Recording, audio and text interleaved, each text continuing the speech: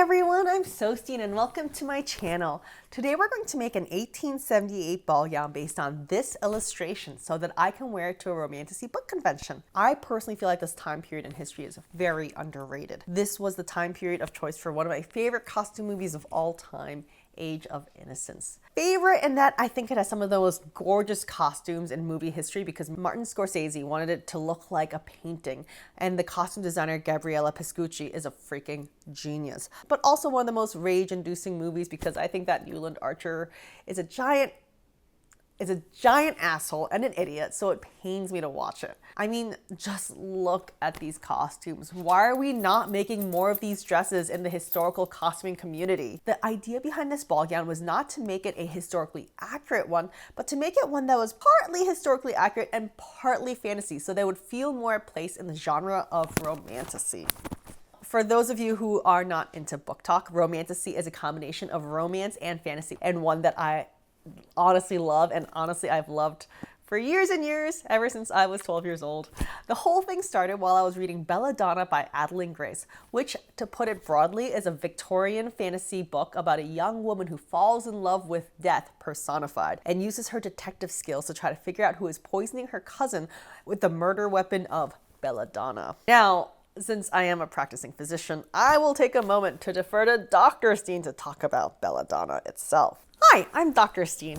Belladonna, also known as Atropa belladonna, is an herbaceous plant that is commonly known as deadly nightshade. I mean, the romanticism of having a poison that is literally named Beautiful Woman for the way that it can dilate your pupils, which is apparently more attractive to men, and make you look prettier is just magical and so terribly Victorian and romantic. There are multiple active ingredients in there, but the two that I particularly want to talk about today are atropine and scopolamine, mostly because as a practicing anesthesiologist, I use both in my daily life. Now, both of these drugs are anticholinergics. I could go into the action of why they're called that and the effect they have on your vagus nerve. Basically, the vagus nerve uses acetylcholine, and these drugs can block the vagal nerve by being anticholinergic. But it's probably too much for a video about making pretty dresses, so I'll just talk about anticholinergic poisoning, which results in many symptoms but boils down to a cool little mnemonic that we used to use in medical school. Hot as a hare, you get febrile and your body temperature increases. Red as a beet, flushing, your skin is very red. Dry as a bone, dry mouth, dry skin, dry eyes. Blind as a bat from your dilated pupils, you know, the belladonna portion,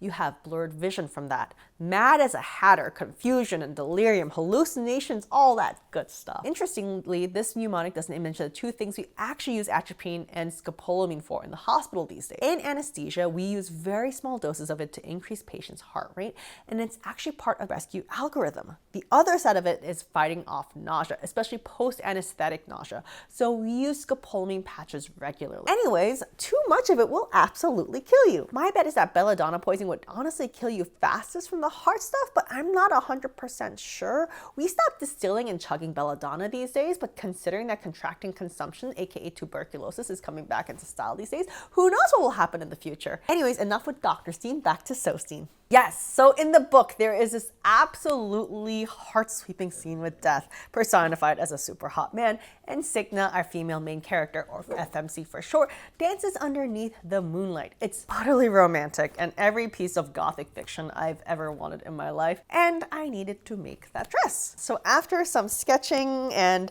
thoughts about what I wanted, I came up with this idea based on this 1878 fashion plate that has been living rent-free in my head for about 3 years. Fashion-wise, this is an interesting point in fashion history.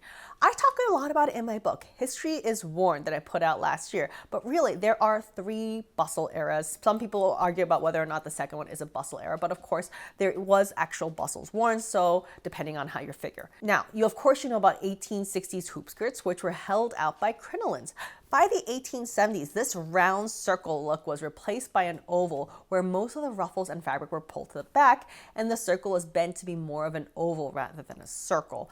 This is, of course, the first bustle era. Then there was this short period of time where compared to that, it was quite natural and the bustle was either removed or made significantly smaller and padding could have been used instead. And it was all about the hourglass shape with the ruffles moved to the back as well. You get these incredibly long trains at this period. We're talking 20 to 28 inches being quite normal, all decorated with ruffles and swaths of fabric and anything that they can find, really. However, I just never did that much natural form. I decided I needed to do it. I even bought myself a petticoat from this era from Historic Thimble, who made me a great one. It's so good it stands up on its own. So I got started with making the dress. While I didn't actually end up drafting a pattern using the book, I found Frances Grimble's books on this era to be very helpful, and I highly recommend them. I'll link them down below. For the base dress, I wanted to use a red moire. I bought 10 yards of this gorgeous cotton moire about 2 or 3 years back, and I knew this was the perfect project for it. As for the dress itself, I decided to draft most of it myself, especially since there was no pattern for a gown that looks like this that I know of. However, after looking at Frances Grimble's patterns and Truly Victorian's patterns, I did end up using TV's. I made a mock-up in cotton poplin because it's light enough and thin enough, and I also had no muslin in the house.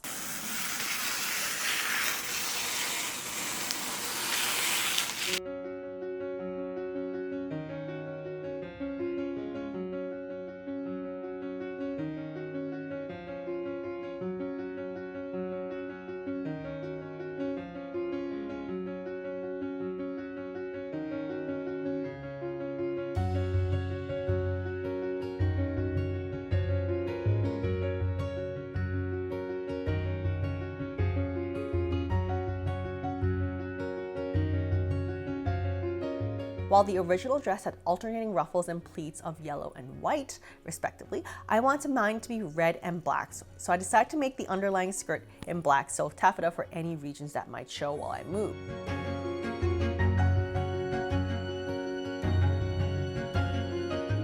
However, silk taffeta is quite thin and not inherently strong, so I then flatlined it with the thin cotton poplin that I'd used for the muslin for strength.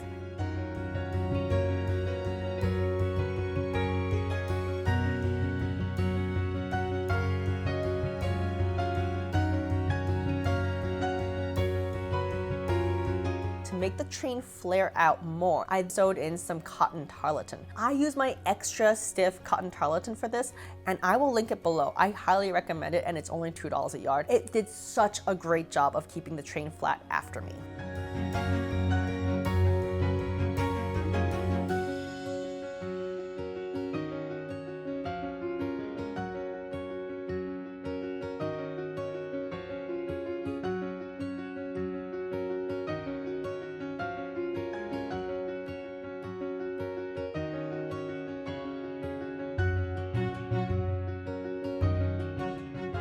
I also added in 2 pairs of cords of cotton twill to the inside, which I can tie, which pulls all the bulk of the skirt behind me. I ended up not using this, but more on that later. Afterwards, I put in a waistband to the top of the skirt, put in some skirt closures,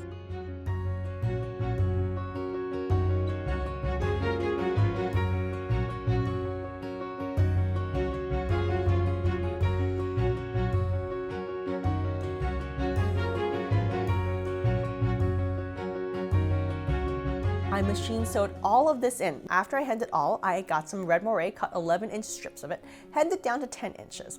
I hemmed the bottom by folding it twice, very, very small, but the top edge, which would be gathered and covered by more pleating, I just folded once about ½ an inch. I didn't think it would be a problem since it won't be seen, and moreover, this will never be machine washed. I gathered it by hand and sewed it in by machine on my Baby Lock Soprano.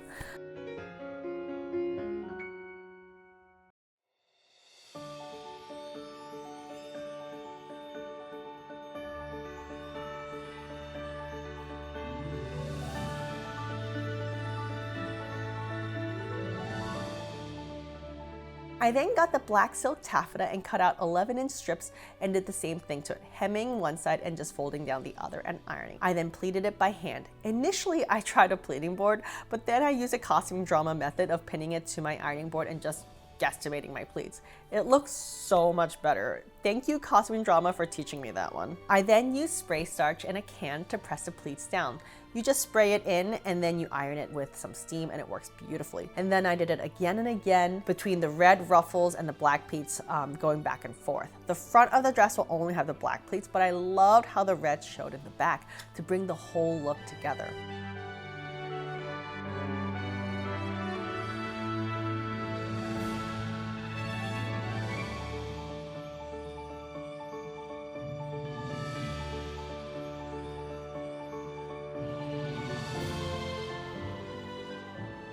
On top of all this, I thought about it and decided to add a 7-inch wide satin bow. This is another method to pull the fullness of the skirt to the back. As opposed to the inner ties, you just tie a giant bow in the back, and a giant bow is pretty in of itself. It also pulls the skirt bulk above the bow, which is great, and I hand stitched the sashes into place. So this basically made the ties I sewed into the inside of the skirt useless, but I was totally okay with that because the bow was so pretty and this gives me options.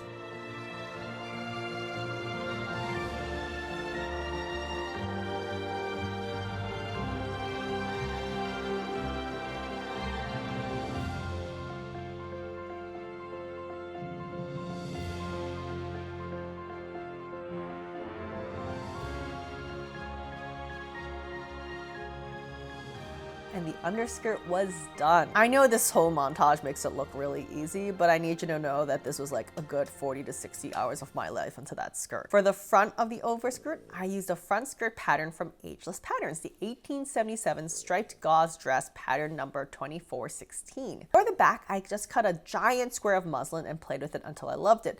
But I did use the front and I put in the pleats myself, gathered it, pulled it, cut it out, and I just really played with both parts until I loved it. I don't know what to say. At some point, you just have to get some fabric and play with it on your dress form until you love it. So that's what I did. For the back of the overskirt, I did cut the bottom in an arc so that it would drape and trail prettily.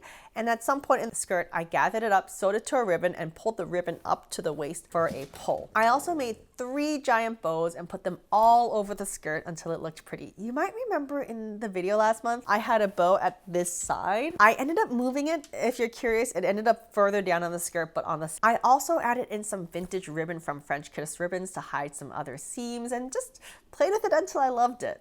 Now for the bodice. This is where it gets all romantasy. Everything thus far is pretty historically accurate, unintentionally. The 1878 ball gown tops look like this. Very pretty, but I wanted it to feel sexy, the way that romantasy is sexy. And I wanted to scream fantasy. And what screams romantasy more than an actual corset top? While corsets would of course have been worn under the dress, it would not have been worn over. For mine, I wanted my underwear as outerwear look. To make it, I decided to add in a busk to the front. The split busk was invented in 1829 and revolutionized corsets because it made it much easier to get in and out of. You no longer had to unlace the whole thing the way that I have to for my 18th century corsets.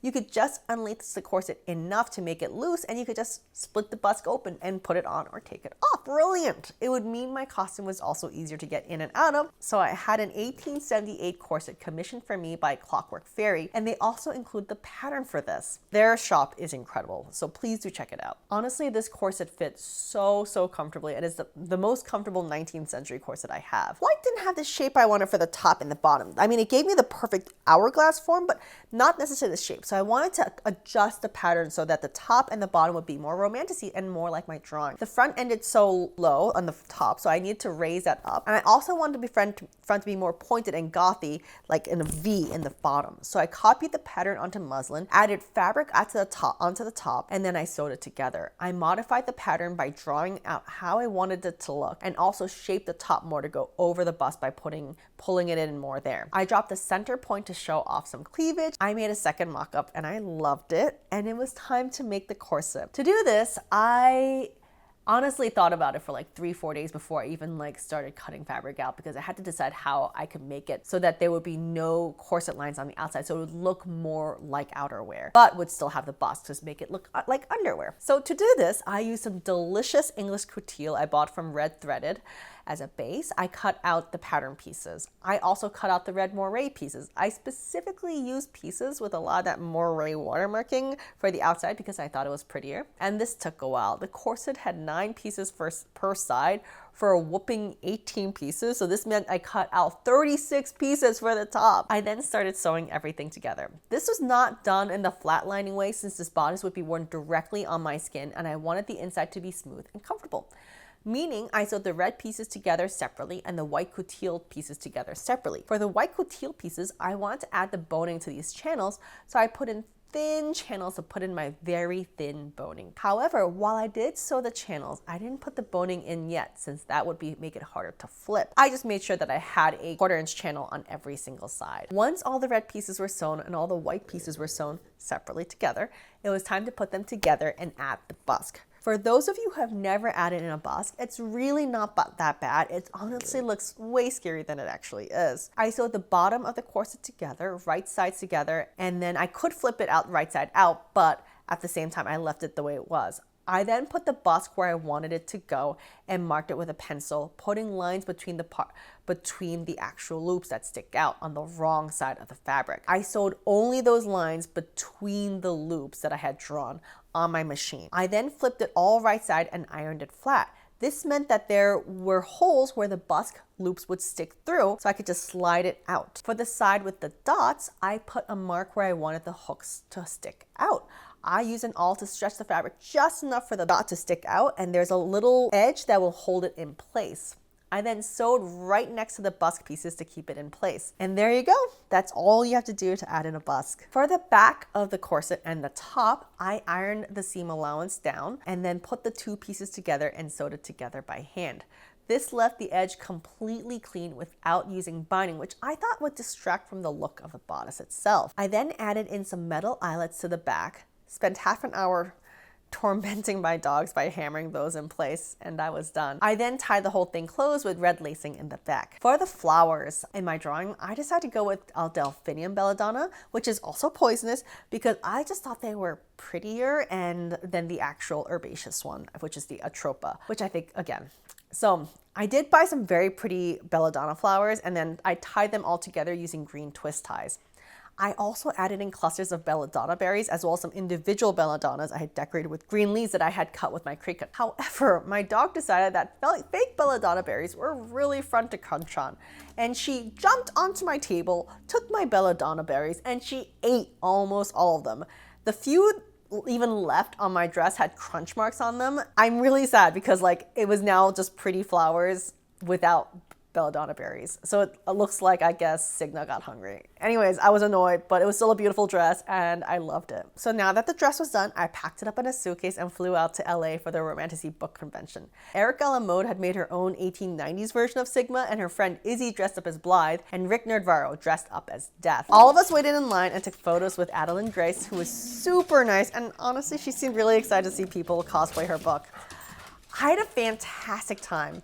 But I did have to change out of it for the ball portion because I honestly hate wearing ball gowns with trains at balls, since they just get trampled and it becomes a trip hazard. So I wore my Signa dress on day one, the day version, for those of you wondering, and I bumped into Adeline Grace and took photos with her then too. She was so kind to sign all my books. I honestly think I want to do so many more book cosplays now. I love the creativity it gives me because I get to interpret the characters I'm reading into the vision I imagine for them as I read it, versus making someone else's version like in a movie. I'm going to be doing Cassie from Dance of Thieves by Mary E. Pearson next, as well as Evangeline Fox from Once Upon a Broken Heart by Stephanie Garber. So those are my next two plans. Is there a Romantasy book you'd like to recommend, or a dress from a book you'd like me to make? Let me know in the comments. I really want some more Romantasy books to read. It was altogether a ton of fun. So thank you so much for watching. I will be back next month, so don't forget to subscribe, and I'll see you next time.